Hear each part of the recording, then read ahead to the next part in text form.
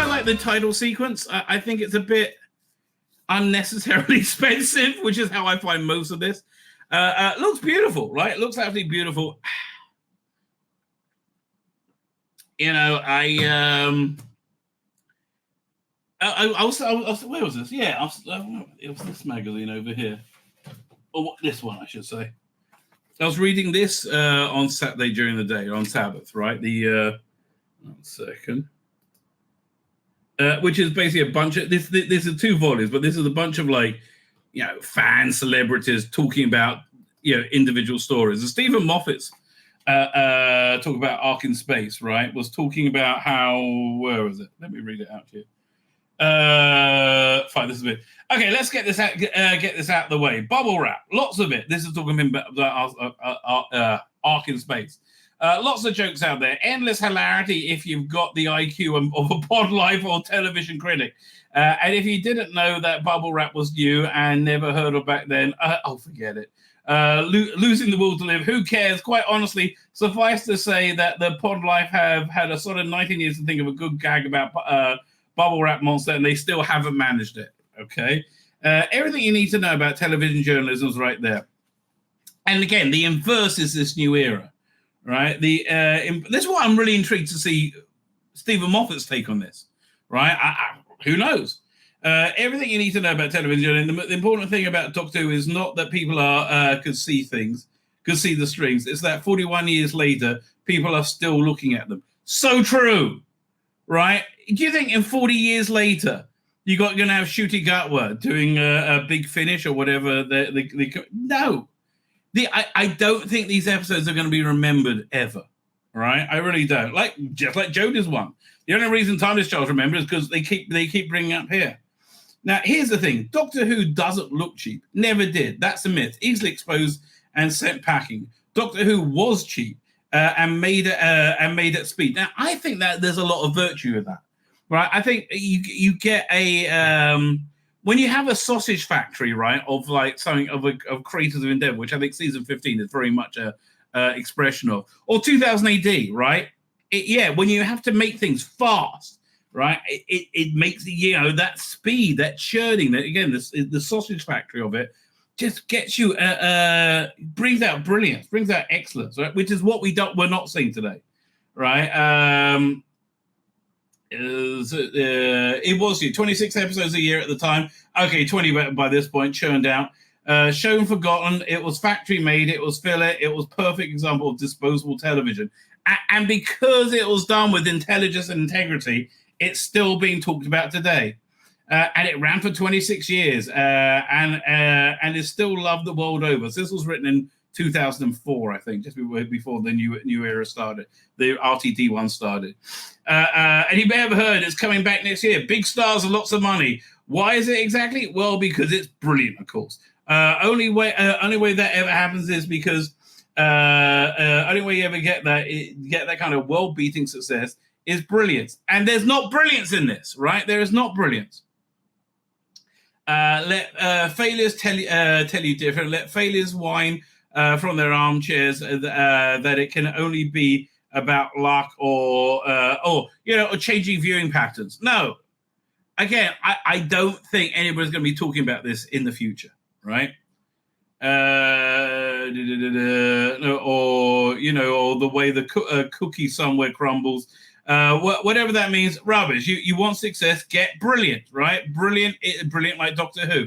And this one, again, looks beautiful. Wasn't brilliant like Doctor Who. Could you imagine if this was brilliant like Doctor Who and looked this good? Oh, what a world to live in, right? The Ark in Space is manifestly cheap. That's true, right? It was made quickly. The sets are ingenious, but you have to be blind to think they're anything other than sets. It's overlit plastically where it isn't cardboardy. The model work is some Airfix and some blackboard. And in Grand Doctor tradition, you can tell which characters are going to die first by the rubbish level of acting. That's so true. That's so true. Shooting will be the first one down in this one then. Funny the Doctor never noticed. I'm sorry, Sarah. There's nothing I could do for him. He keeps stressing the wrong words and sprays a bit when he's excited. Doctor, isn't that your own seventh incarnation? Shh. What saved it then? What makes it a classic? Okay, here's the important bit. The effects, of course, the special effects, of course. No, not those ones. Those are rubbish, right? Of course, they are. I mean, those courtesy of Robert Holmes. You see, Ark in Space, with its sound down, is a small number of people in a cardboard rooms talking a lot with some drunks in a comedy insect head costumes bumping into walls. Oh, and there's a guy doing a comedy routine with a glove puppet and giving children of the 1970s the sternest warning about the dangers of self-abuse. There's nothing to warn you about. It's all awesome. But with the sound up, here he is. With the sound up, with all that perfectly judged melodrama pouring out of Tom Baker, you just believe it. That's the point, right? I wasn't buying any of this, right? And it looked gorgeous, right? It looked absolutely gorgeous. To me, again, this is a real opposite of what Doctor Who is, right? It genuinely is. And having said that, I do quite like the title sequence. I just wish it was the title sequence something good. And you know what? I think the reason they're like really going for the traditional look is to legitimize look. Woke is a in terms woke in media is taking a franchise with an existent strong fan base, or Doctor Who used to have an existent strong fan base, using it as a platform for divisive politics, right? Divisive sociology and politics. And I think the way they kosher at it, to make it kosher, I should say, to use the Hebrew word, is by leaning into as much tradition as you can, like this logo, right? Again, could you imagine if there was any good? Anyway, Space Babies. What an awful title for a pretty mediocre episode. So anyway, it starts off. We recap the Church on Ruby Road, and she's going into the TARDIS. It's a traditional meeting the TARDIS thing. Who are you? I'm the Doctor. I hate his voice, right? I really do hate his voice. It just doesn't seem to carry authority to me, right? So we start off with like info dump. We get they light this TARDIS. He snaps his fingers and TARDIS changes colors. I understand. I'm sure coordinating the lighting was a massive technical challenge, right? I'm sure building this TARDIS was a massive technical challenge. It was time and money wasted, right? It is sterile, boring, and way too big. Even with a jukebox in there. So then you get an info dump. He's from another planet. He's 1,000 years old. What's your name? The Doctor. It says, the planet that took him in because he was adopted. They're all posh. Everybody had posh names like, the Rani or the Doctor or the Master. So I'm the Doctor, right? And he said, use it for 1,000 years. It kind of sticks. Right, and she's like, okay. So then he tells them we can go anywhere in time and space. We see the clip where the bit where they launch the TARDIS and they go flying up in the air, and it just this just seems like a silly Doctor Who skit running out. So then they arrive and they're in the age of the dinosaurs, and the Min is very impressed. Right, I'm not so impressed, frankly. I was going to say, Walking with the Dinosaurs was in 2003, was it? Primeval was in 2006. I mean, these are like 20-year-old shows. And again, this doesn't look any more impressive to me, frankly. So then before they go in, they say, what if I step on a butterfly here? One more over here. She goes, but what if I step on a butterfly and think, well, don't worry, nobody steps on the butterfly. You got to go find a butterfly to step on. Right, so he said this is going to be Wyoming, and then yes, of course, she steps on a butterfly, turned into a lizard person who's a mean lizard person, still looks kind of hot, and says that she have to kill him or whatever if he's telling her she did something wrong. He said, don't worry, no, didn't do anything wrong, and he picks up the butterfly and blows into it, and it flies off back to life, right? So again, you can explain this in different ways. You can say the field of temporal grace was extended from the TARDIS, but the thing was already dead. I don't know. It was, look, this is Harry Potterville. This is what it is. This is Harry Potter. Yeah, definitely in the Harry Potter. How do you bring it back? I don't know. Right? And you're supposed to not notice because of that big smile and all his charisma, which he burnt away to nothing, right? He burnt away to nothing by telling us all to go to touch grass. And they're like, okay, you're back now. Nothing happened. Let's go back into the TARDIS. And again, this is a very gay look, Shooty. I don't know what to tell you. You look very, very gay. I wish you didn't look so gay. And again, you're kind of a mincing gay. You're not like, a cool gay person. It's like, so then they go, where are they going next? So then they go on the next trip and they end up in this very expensive CGI space station. Looks kind of like something from 2000 AD. Lovely design, lovely work, but for what? Really, for what? So they go looking around. And they're like they're in the bowels of this space station, and he's checking out, and there's a monster there, which we see through the not shaky, we see through like the CCTV, which means everything looks cheaper. So the monster turns up, and Doctor shits himself, right, and runs. They get into an elevator, and they go up, and they make it into the upper part of the space station.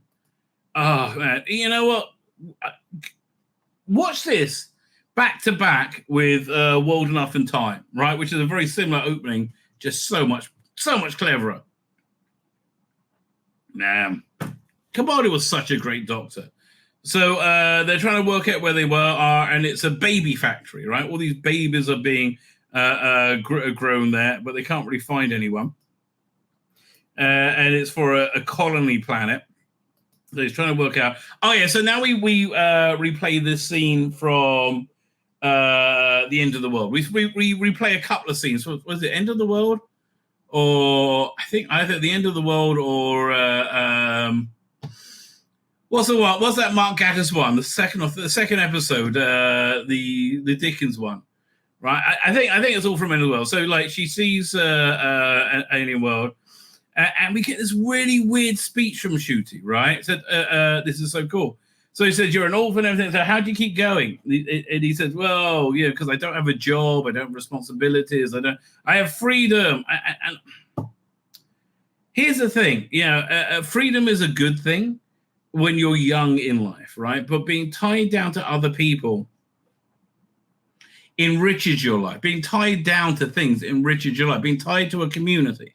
Right, these are good things in life. Like if you're still running and being a kid, in your 40s or 50s, you've wasted your life. Right, you have wasted your life.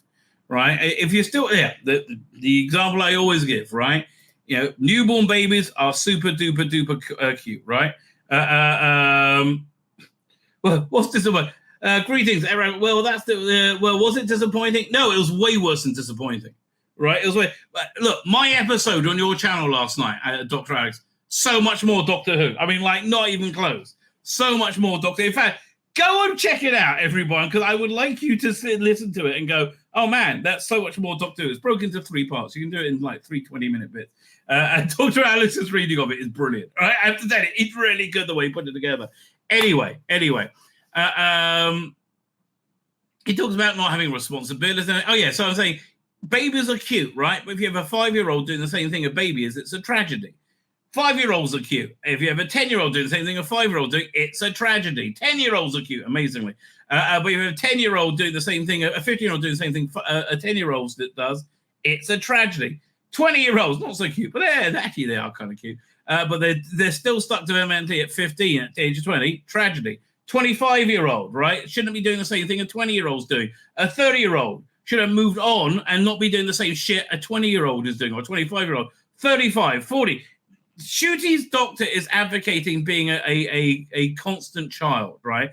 And the downside of being a constant child is you have a much emptier life, right? You have a much, you generally think you have a less rewarding life, right? And I did, this is essentially morality plays made by people who don't understand morality. So they're on the planet Pacifico del Rio. They're doing lots of info dumps. Said, "Oh look, the TARDIS translates it. It's more like Cantonese nowadays." And then he did this with Rose, right? He made it so she can call home, and they say, and she's calling back on Christmas, right? Hello, fine. Hello, Mum. And look, and obviously her mother's going to be black because, again, Russell only sees the woke in general only ever see immutable characteristics. Like for them, it's very important that like Shooty's being black and gay makes his performance a lot better in their eyes because they're insane. So anyway, then the babies turn up, right? And it's a really bad effect. Here, let me play you a clip with the babies because the babies are just like, I'm shocked how bad it is. Space babies.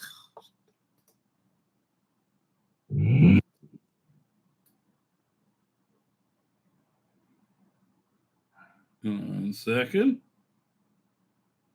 Let's see if we can see them talking. Space babies. Hello, Daddy. Hi, Daddy. Oh.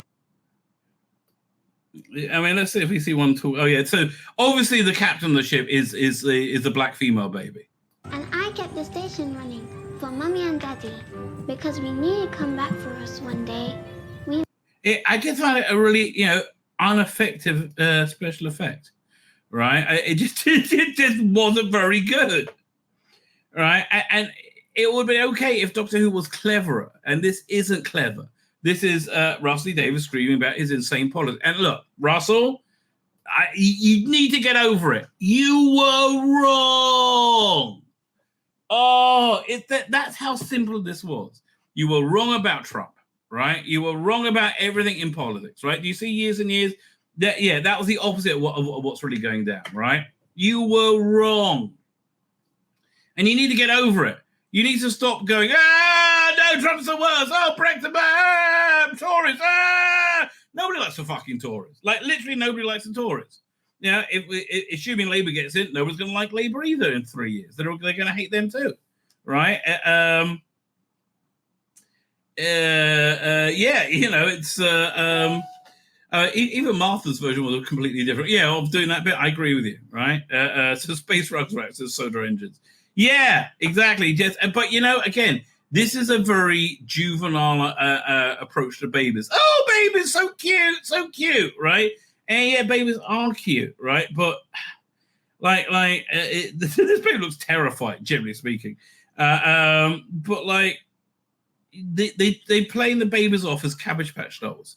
So they go and they find there's a whole bunch of babies zooming around in wheelchairs. Why are they in wheelchairs? Because they couldn't afford to have them walking around. Apparently, couldn't afford to have them talking either. And they're trying to work out what's going on. They think that they're the mummy and daddy, and they're running the space station somehow with pulleys and stuff. She's a captain, obviously. So, oh God, he has this narcissistic moment with Shooty. Oh God, it's awful. Where she says, is there something wrong with us that they left us behind? Right? Or did I grow up wrong? And she says, no one ever grows up wrong. Everyone's the person they really should be. So that for that reason, right, you need to, if you feel like you're a boy in a girl's body, absolutely, a girl in a boy's body, you should absolutely cut your testicles off, right? You should have gender affirming care. I mean, this is the opposite of what you're saying, but they've never thought through they've never thought through their worldview that carefully, obviously. Shooty is like, hi, I'm gay. Everything about him is like super gay. Right, so and they found out they never had hugs.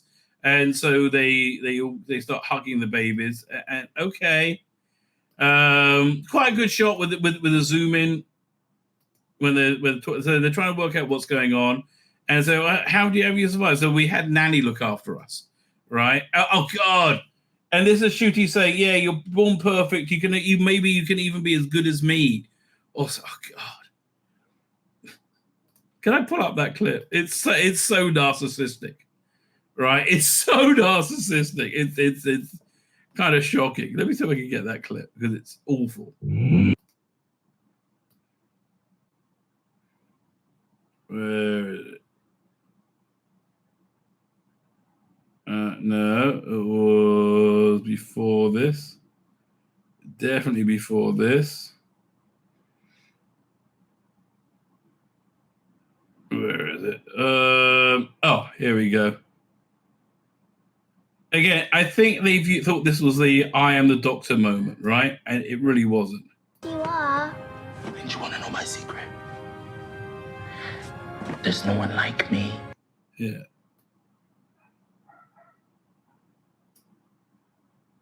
It's magnificent. But Mommy and Daddy left us. That's okay. Mine did too. What happened? Well, I was found. I can't find a mug in the camera. It's around there, but I don't want to get I don't want to get a strike on this bloody channel too. Anyway, oh God. Yeah, and like this is what people think being relatable to children is like if you don't know much about children, right? Lily looks good as a babysitter. Like she's convincing me as a babysitter. Not much more, right? Not much more. Then they all sneeze and the robot arms come out and they get their boogers and they put them down this tube, right? Amazingly, that's actually a plot point, right? That is actually a plot point. Fine. So they're trying to work out what's going on, and there's they bring up a picture of the monster. They start they all start crying because who's gonna see? Okay, fine. No, don't cry. And then Shitty finds out there's a area of high pressure. So again, these are minor plot points that paid off later. And then they find out there's a place they can go to, Portal 357, right? So off they go. Come on, Ruby Sunday, let's go to Portal 357. Fine. As they're walking, this is actually quite an interesting bit. But again, it's like picking out bits that aren't shit in a pile of poo, right? So they're talking, and all of a sudden, boom, he flashes back to meeting Ruby Sunday for the first time, crying as always. And the person who dropped or who abandoned her, who could it be, right? Pointing a finger, and it's snowing, and then the snow comes through to this time. So there's something weird going on with Ruby in terms of like she's like connected to that point in space and time in a very visceral way, right? And this is the plot of the season that they're going to play out. Okay, so there really is snowing. And they're like, well, this is weird. So then they find out that the AI looking after them is really a woman. And she's coming quickly, in you come. And so then we get another info dump. The evil Tory government.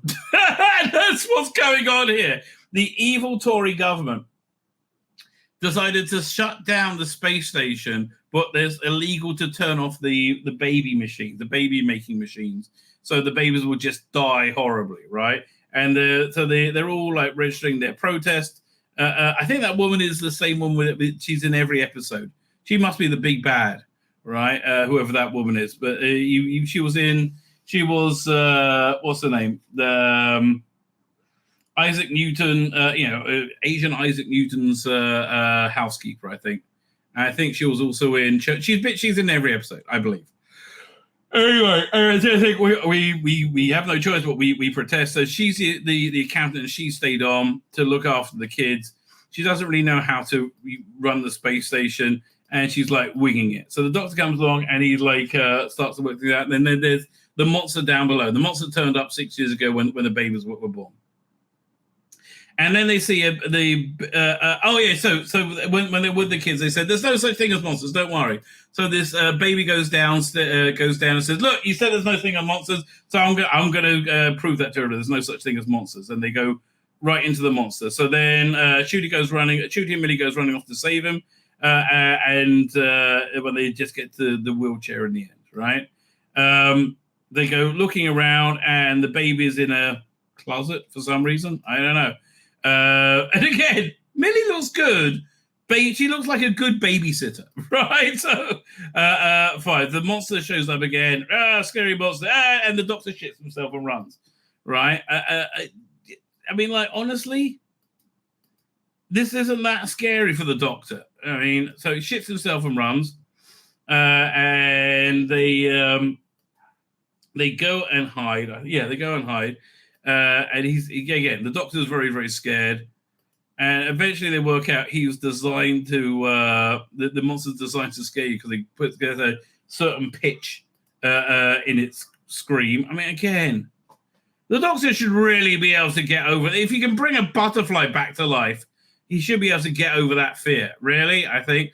The monster's about to get there, and suddenly, flamethrowers, rah, gets them away. And it's the cute babies, led by the stunning brave black baby girl, who makes the monster run away, right? This is perhaps the only cute bit of the whole episode, when they thought this was going to be cute overload. So his pushchair comes back, and they send them all upstairs, and they go looking for the monster. And the Ruby comes with him. And he said, "Don't come with me." Everything's like covered in goo, right? And she gets goo on her head. And then you find out what's really going on. Info dump. That when the babies were made, the AI nanny program was damaged or something, and it knows that babies needed a bogeyman, a monster, because they like to be scared. So he created a bogeyman for them, literally out of bogies, right? When they blow their nose, they take the snot and use that to create the monsters, right? So she finds out that she's covered in snot. And she's not happy with it. The doctor laughs her head off. That actually I found like quite doctorish, right? Laughing like being a bit of a dick. I kind of like that bit. The monster shows up again, rah! and they chase it into an airlock, right? And then the woman says, "I'm going to blow out the airlock, just like just like the end of Aliens," right? So then they start doing that, and the doctor feels bad, like. Just like I'm the only person who's me ever. The snot monster is the only snot monster like him ever, right? We got to save him.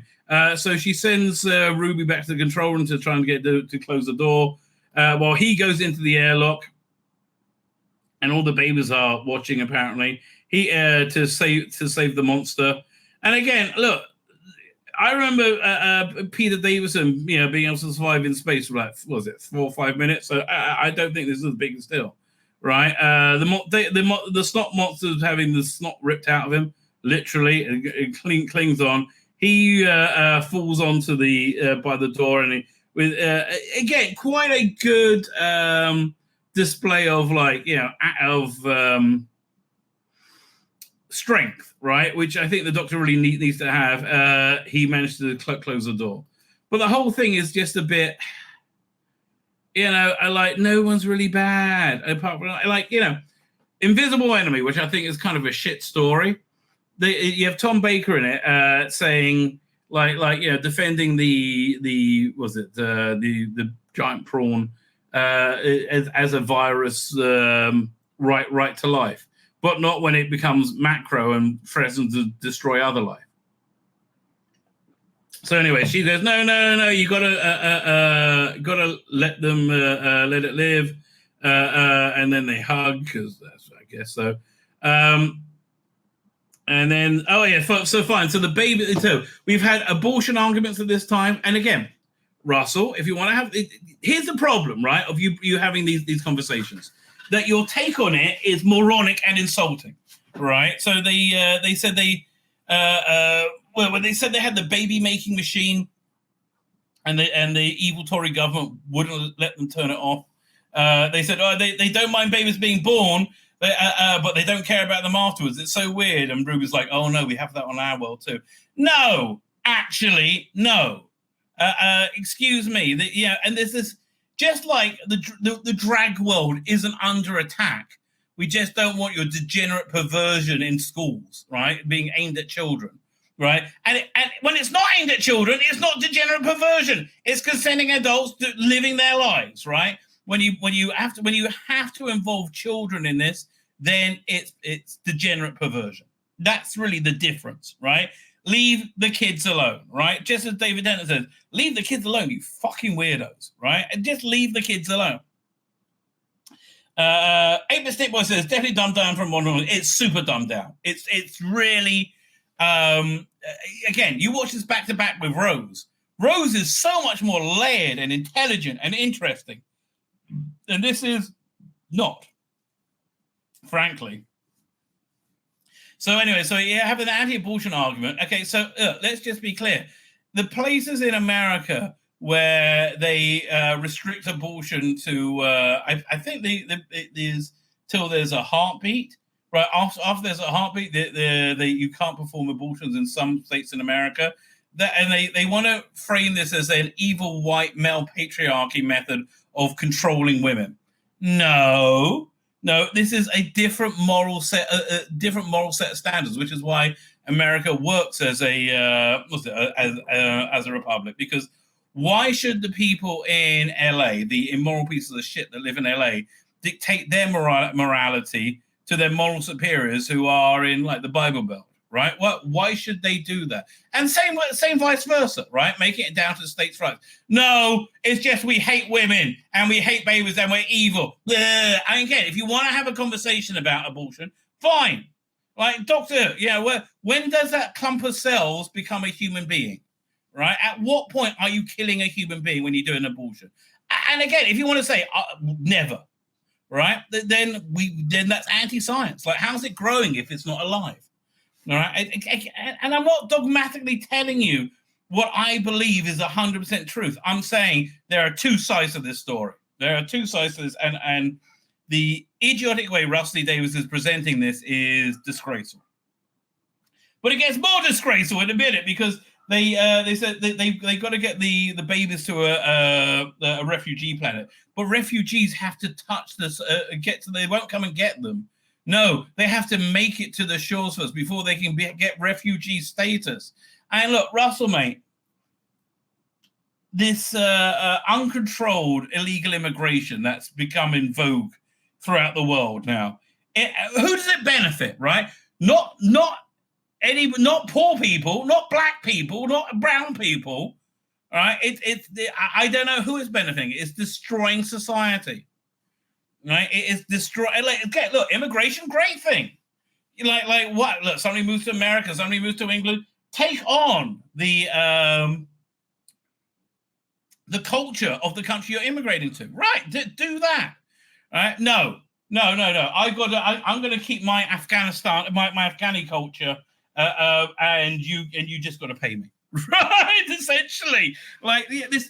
So anyway, so it's a rather cloying thing about immigration, and the doctors worked out so the doctor needs to work out how to get these space babies to the nice immigration planet, right?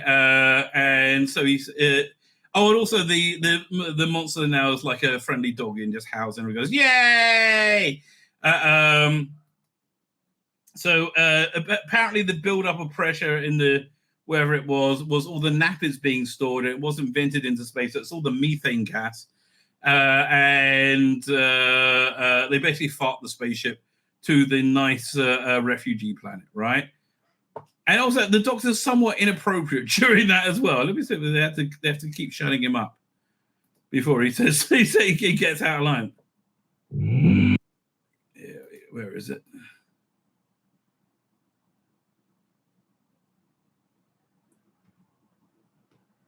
Yeah, 1 second. Yeah, this is a bit, I think. It was before this. The world is over here. The world of Mondokaroon. But you can't get there. no engines. Except, turns out that built-up oppression hull 3B is from you. So it's marginally better than Jodie. Because the system went wrong, and that's where it stacked up all your nappies. No wonder it was stinking down there. For 6 years, a great pile of nanny fizzle. Yeah, he was about to say shit. I'm sorry. This is, I want to remind you, the vastly superior episode of the two, right? So then he gives Ruby Sunday a key, and they head into the TARDIS, and off. And he says the one place I can't take you is the church on Ruby Road, right? I can't take you back there when they find out who your mother is.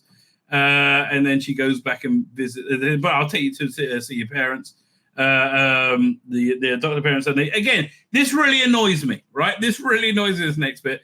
They materialize in the kitchen, destroying the ceiling, right? And she turns back up on Christmas Day. And Dr. smiles, and she's doing covert scans on Ruby Sunday. Can we zoom in and see what they're actually saying?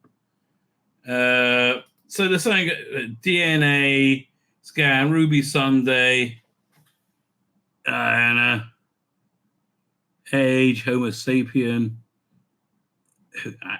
So yeah, this is there's something going on with Ruby Sunday, and they don't know what it is, and then finished. Oh god, it was not a fun experience. Yeah, it's the best way I can explain it. Not a fun experience at all, right?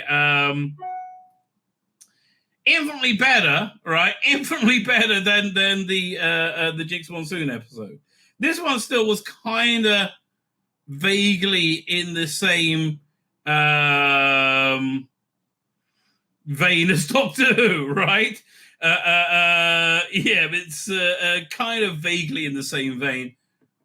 Much more than the next episode. How would I rate this? As an episode, out of 10. It's got a weak plot, lots of exposition. I'm sick to death of Shooty. It didn't make me smile. It just irritated me. I'm going to give it a 3 out of 10. So yeah, the ratings have not been good, right? The ratings. I mean, look Here's the thing. If you compare this to something average on today, like Three Body Problem, it's about the same, right? It's in the same ballpark as any shit made today. You compare this to Doctor Who, it's not so good, right? Not so good. So again, this didn't do very well, right? 2.6 debut overnight. And people say, oh, look, the way people watch TV now is totally different. I'm sorry. I don't think it's that different, frankly. Right? I think the from Christmas they got 4.773, and they bumped it up like 2.5 million. Right? I don't see 3 million maximum. Right? I think 3 million maximum. They're going to bump it up. And again, these are even with the bullshit figures from iPlayer. Right, and was it Disney Plus ratings were also awful. Rossi Davies, Doctor Who dreams from cosplay to theme parks. Yeah, look, again, he's got this bonkers delusion that most people are on board with. He's got a bonkers delusion that really he's winning the culture war when they're hands down losing it. Right, they think this is another loss for Russell. It's a new dawn for Doctor Who, the iconic British sci-fi show. Again, it's really not that sci-fi show anymore. It used to be a charming little show, right? Like a charming, clever little show. This is not charming at all. It's like, again, it's more made by it's charming in the same way a gay rapist is charming. The iconic British sci-fi TV show is now a partnership between BBC and Disney. Oh, really? I hadn't noticed. I mean, we're debuting it on Disney, obviously. Everything revolves around America, which has opened up a world opportunity for the show, its cast and creators, in which they pissed the on the wall, and the fans. 2024 has never been bigger or more accessible, and never got lower ratings. Never had less people watching it. Battlefield. 1 second. Doctor Who Battlefield. This is the lowest rated classic episode. Classic. This is low. 3.1. Right? And look, if you're going to compare, I think comparing the overnight to this overnight is completely comparable. Like people would record it and watch it, right? It was so 3.1. I think is a very low rating, right? And also the population's gone up. Everything about this is doing very badly, right? I just think it's doing very badly. And he thought it'd be the biggest thing ever, best thing since sliced bread.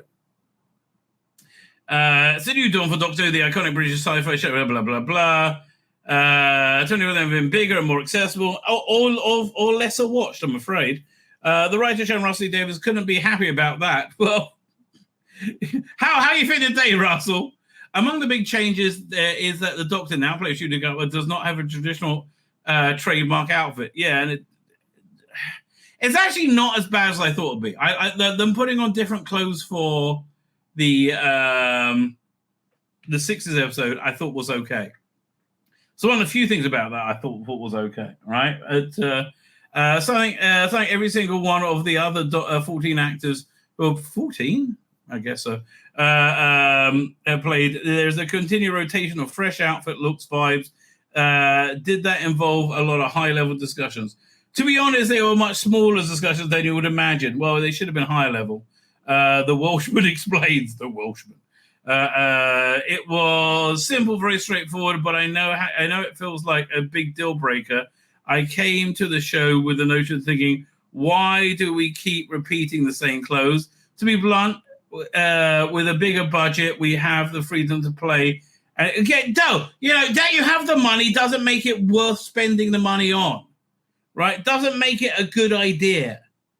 Like, we have more money. No, but you have iconic looks, right? For every Doctor that you would recognize in a second, right? Oh, man, don't you remember that there was a bit in, what was it, Name of the Doctor, where you see Colin Baker, you see the Sixth Doctor just walking behind Clara or something, and it was electric, right? It was here. Let me see if we pull that up. Thing I remember. I have to save the Doctor. Yeah, look at that. I'm sorry. And that was the shittest costume Doctor Who ever wore, right? And it sends shivers down your spine because it bleeds the character. I love that. Thing I remember. I have to save the Doctor. He always looks different. Doctor! I always know it's him. Sometimes. Yeah, it didn't work out so. Actually, that looks better than I remember. Anyway, yeah, no, it's a good, and you have a variation on a theme, but it's like, it doesn't really work. The idea partly came from Davies' long history of watching Doctor Who cosplayers. I don't go to conventions, but I know what cosplay is. Yeah, I'm sure. I see it. I know how much people love it, and you know why people cosplay? Because they want to emulate an iconic look. But there is no iconic look for this Doctor. It occurred to me that cosplayers love detail. If the Doctor wears T-shirt just one scene, they'll go and find that one T-shirt and be proud. So look, it's basically looking to sell stuff by the sounds of it. Where is it? Be found the most obscure Doctor Who costume you could possibly replicate. At the same time, it is taking it far from cosplaying, as I wanted to put it back into the children's house. What? There is an episode called 73 Yards where the Doctor steps out the TARDIS wearing a pair of jeans, big boots, a duffel coat, and a beanie hat. That's him. Every child has got that somewhere in the stairs. Yeah, but again, when I was a kid, I made myself a little jaunting belt from the Tomorrow People, which was basically silver foil wrapped around a belt buckle. We're fine, right? People can work this out. How to? Oh God, I'm the Doctor. I'm no longer. It's no longer the territory of having a budget to explore cosplay or extensive research. It can be, if you want to do that, by saying any kid can get a pair of pajamas saying I am the doctor because you believe the doctor can wear anything. Well, then it's not interesting. He's not the doctor. He's not an interesting character anymore. It's a bit of a duffer of an idea. The most powerful thing the show can do is the child believe they are the doctor, boy or girl. They can own it. Excuse me. No one had a problem believing they were the doctor or playing the doctor in the classic era. It doesn't matter what your skin color was, right? Again, I'm a fat Jewish guy, right? I related very much to the doctor. I was a fat Jewish kid as well. So I related very, very, very much to who the doctor was. It was already ambition, but then by chance we cast Shooty. Oh, by chance we cast Shooty. Oh, just a happenstance we cast an incredibly hot black gay guy that loves to suck dick. I mean, allegedly. The world's greatest clothes. His friendship with Pam Down, our costume designer, has been one of the great joys of the show. It's incredible to watch. We just step back and let them do it, and we love the end result. We're very lucky. Well, I'm glad you love the end result, right? Well, these pictures I saw. These pictures are so not Doctor Who. Let me see. Where was it? It was on Twitter, I believe. Hang on. Here we go. Yeah, here, one second. These new pictures they put out of Shooty and Millie, there's just so, again, nothing connecting this to Doctor Who in any way, shape, or form. All right? It's looks more like a shampoo ad, frankly. Shampoo ad or a jewelry ad. Here, one second. Yeah. And don't get me wrong, Millie looks fantastic. We know Millie looks fantastic. Right? It's no surprise that Millie looks fantastic. One second. Share screen.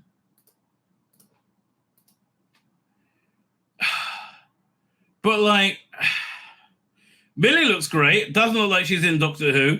Shooty looks great. Doesn't look like he's in Doctor Who. It looks like Doctor Who is Shooty Gatwa, not Shooty Gatwa as Doctor Who. Let's do it in black and white. See if that works better. And like, maybe this would have worked better as a costume. It's very gay though. Like, everything is so fucking gay. Oh, can they just stop with the Rusty Davies masturbatory fantasies? Right? Oh, 1 second, just a second. Come in. Let's see what that is. Doink. Space Opera had an alternative ending. No, that's not real, is it? No. We get sucked out thing. Okay, fine. Let's go back to this article. Late season of Doctor Who sees the Doctor played by Gatwa and his companion Millie Gibson, Ruby Sunday, travel across space and time to a police box-shaped craft, the TARDIS, an acronym for time and relative dimension in space. Dimension in space, not dimensions. Fuck you. Battling a variety of monsters and magnificent beings. Yeah, exactly. Doctor Who is now streaming on Disney Plus and simultaneously BBC iPlayer, getting the lowest ratings ever. Okay, new episodes. Here, look at this. New episodes debut weekly on Friday. No, they fucking don't. Saturday, I think you'll find. Gatwa's Doctor is not for the first time. David's been at the helm. Blah blah blah. I started with Chris Eccleston, whose Doctor was a war survivor, very battered, very bruised, closed and sardonic. Then someone who gave himself away very, very slowly. Then we moved to David Tennant, who was almost overconfident and hiding all the bruises, presenting a chipper, chirpy fellow with vast oceans underneath. That's fair. That's fair enough. Now the Doctor is much more a 2024 character. Oy vey! Oh, we've got to reflect the conversations of 2024. That major conversation is you woke fuck till you just stop lecturing us. Just stop with your insane propaganda. Like, honestly, Russell, if you wanted to bring your propaganda in, you should have developed this as a story, as a entity without the propaganda, frankly, right? And then it would have worked much better. But for you, it's not propaganda. Saying that, Tories are evil. Again, nobody likes the Tory party. Literally, not even the Tories. saying that abortion is awesome, saying that unfettered illegal immigration is fantastic, and anybody who doesn't like it is an icky-wicky bigot, right? No, shut up with your idiotic, pathetic, two-dimensional view on reality, which is pure gaslighting. Plus, in Buzzing, the doctor had been buttoned up about expressing their emotions, and that'll be part of the joy of their performance in discovering the character. But in 2024, we're now encouraging every child to say when they're sad, encouraging them to say when they're happy. You know what? Yeah, and we've made such fantastic bloody children this generation, haven't they? Right? These are non-functional, narcissistic pieces of hell, generally speaking. They're larking about on TikTok, and we're giving them platforms and devices, have a laugh and have fun. Yeah, honestly, if they enter the bill to ban social media for children under 16, I will be before that, right? I will be totally for that, because I don't think it's good for the children. Frankly, social interaction is a good thing. That's why they're also incredibly stunted, this generation, emotionally stunted. And on top of the emotions, also brilliantly expressing them. The two good ideas come together, and I'm thinking we're so lucky we got him. Again, for Russell T. Davies, he 100% believes the diversity nonsense, right? He 100% believes the diversity idiocy that he's addicted to. And for him Shooty being black and gay makes it better. Makes his performance much better. And he can't understand why you don't agree with him. And he just says, oh, you don't agree with me, it's because you're a Nazi who hate black and gay people. No, it's that we don't think being black and gay is important, right? But Davis' ambitions regarding Doctor, here we go, and reaping the balls at having Disney as a backer and partner don't stop there. The title has already been spotted Disneyland Resort in Anaheim, California, offering photo ops for fans. Could fans expect to see bigger Doctor Who presence in the theme parks in the future? Maybe even a ride themed around the show? I hope not. The campaign starts here, the showrunner asked. You know he's thinking about this, right? Again, he thought this was going to be as big as Harry Potter. Bigger. A Harry Potter without an evil turf running it. That was 100% what I think he was thinking, right? The campaign starts here, the showrunner laughed. I'm not sure about that one TARDIS in the theme park is quite taking the world by storm, but it's a start. Let's face it, those things take about 10 years, but hopefully we're on a long-term plan. I don't think you're going to season 3, mate. Right? That leads to that level of thing. That's what you believe. It's not going to happen. And it's because you got such an insane hard-on for Shooty Gatwa. Really, that's basically it. What do you mean by ride? I would have the Doctor Who world. What do you mean by ride? I'm Doctor Who world. That's what I want. Can you imagine in the middle of England? No, it'll be in America.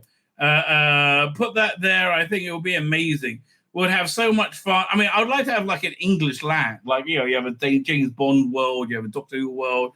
You know, I think that would be kind of fun. We'll have so much fun. I'm all in favor of that stuff because I'm a great believer in a huge team who runs all the spin-off stuff. Well, again, I don't hold your breath for merch sales. Because I see there's so many people who would buy merchandise. They're not even watching. Again, Type 40 has what, 6-7 people on the panel? I think they got 2 people watching, maybe 3. If they're not even watching it, you're not selling any merch with this. There's a Doctor magazine that's been on sale every month since 1979, and I have every issue, so do I. And boy, has the quality nosedived, right? We have a merchandising team that looks after every kind of thing cozy because we love it. No one's buying your merch. Like, do you remember all the merch for Jodie? No one's buying this merch, right? I'm sorry. There's nothing disappointing. There's nothing more disappointing than a child buying a toy that isn't accurate, lets them down, or falls apart. Really? I mean, look. Where is this? I don't know. I think there's a little bit of charm in toys being somewhat crap. Well, where was this from? It was. I'm trying to find the right folder. No, that's wrong folder. I think it's over here. Yeah. Okay, tell me if this doesn't look awesome.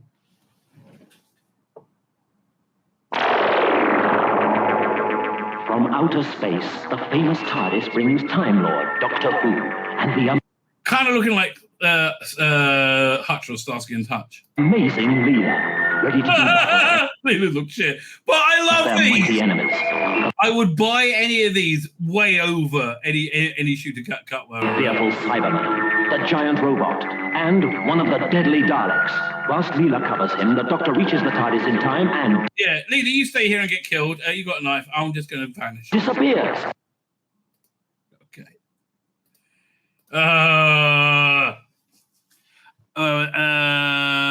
We talked about increasing cosplay of the shows. So we get the theme park rides as well. Even better. Oh my God, I'll be incredibly happy. Don't expect to be incredibly happy, Russell. Another major change to Doctor Who is embracing the music and musical numbers. Okay, we will do Devil's Called on Tuesday, right? Because maybe we'll do it tomorrow. I don't know. We'll do the Devil's Called sometime in the very near future. Another major change to Doctor Who is embracing musical numbers. Gutman gives a lead into that. No, I thought that kind of worked in Church and Ruby Road. This was shit. Oh, I mean, may I just, point this out to you again? Where is this? Over here, doink. There's always a twist. There's always a twist at the end.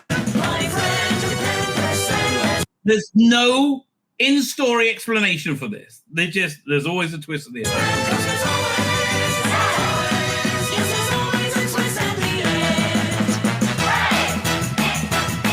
we got the bomb and the rock and the Lindy Hop. We got the job. Yeah, no, I can't stand it. I can't stand it, right? I really genuinely hate that with every fiber I being. Where we up to? When asked about the totally musical episode is on the cast, described Joe as being close but not quite there. He added a caveat. Well, look, again, you've made it the gay show. You debuted it during the gayest night of the year, right? And nobody gave a shit and nobody watched it. I'll do that drop in the hat. It doesn't bother me. Unfortunately, lots of other shows are getting ahead of us, and I don't want Doctor Who to be behind the times. You are behind the times. You are making this in 2017. Weirdly, because of that, it might be time to find a different tack on that one. We'll see. I think that my writing has been heading towards bursting into song for a long time. Yeah, Russell, you are like just so leaning into every gay stereotype right now. Yeah, do you think it needs more show tunes? Oh, okay then. Just look at my stuff. I'm always pushing down the fourth wall, and we finally got there. Yeah, okay, but it's a qualitatively different show when you do that.